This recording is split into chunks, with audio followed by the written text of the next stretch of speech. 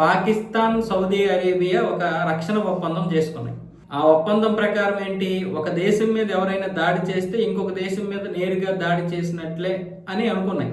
అంటే సౌదీ మీద ఎవరైనా దాడి చేసినా పాకిస్తాన్ మీద చేసినట్లే, పాకిస్తాన్ మీద ఎవరు చేసినా సౌదీ మీద చేసినట్లే అన్న విధంగా ఆ ఒప్పందం యొక్క అర్థం.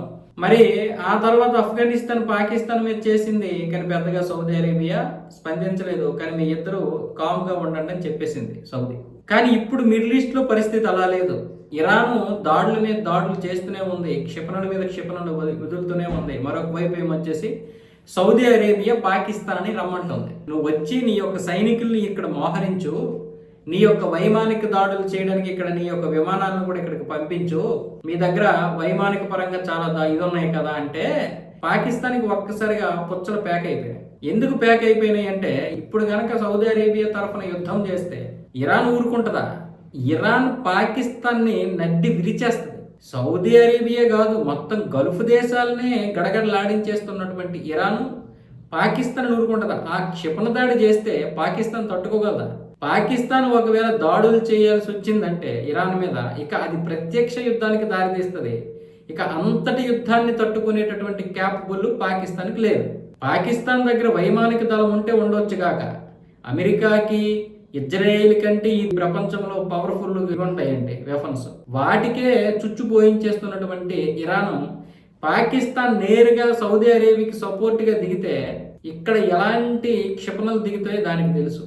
అందుకే దాన్ని తప్పించుకోవడానికి ఆఫ్ఘనిస్తాన్ మీద ఒక్క దాడి చేసింది పాకిస్తాన్. మన రాత్రి చేసినటువంటి దాడికి 400 మంది చనిపోయారు. కాబూల్ దగ్గర ఉన్నటువంటి ఒక మానసిక వికలాంగుల ఆసుపత్రి మీద. అది కూడా చూడండి, అలాంటి వాళ్ళు బ్రతికినా పర్వాలేదు, చనిపోయినా పర్వాలేదని ఆఫ్ఘనిస్తాన్ వాళ్ళు అనుకుంటారు. ఖచ్చితంగా వాళ్ళకైతే పెద్ద విలువ ఇవ్వరు. మాదక ద్రవ్యాలకు అలవాటు పడ్డారు, పైగా సగానికి సగం జీవితం నాశనం అయిపోయింది. ఇలాంటి వారి మీద దాడి చేస్తే పెద్దగా ఎఫెక్ట్ పడదు. కాకపోతే ఆఫ్ఘనిస్తాన్ అటాక్ చేయకపోతే తిడతది, మా దేశం మీద ఈ విధంగా దాడి చేస్తారా అని పాకిస్తాన్ అని తిడతారు, ఎవరైనా తిడతారు. కానీ గుండెలు మండిపోయేంత బరువు అయితే ఉండదు, బాధ అయితే ఉండదు ఆఫ్ఘనిస్తాన్కి. అందుకే పాకిస్తాన్ తెలివిగా వాళ్ళ మీద దాడి చేసింది. ఆ దాడి ఎక్కువ మంది చనిపోతారు కాబట్టి ఎఫెక్ట్ కూడా ఉంటుంది. పైగా ప్రాణ నష్టానికి పెద్దగా విలువ ఇవ్వరు అనే ఉద్దేశంతో ఆసుపత్రుల మీద చేసింది. ఇక్కడ 2 విషయాలు గుర్తించాలి.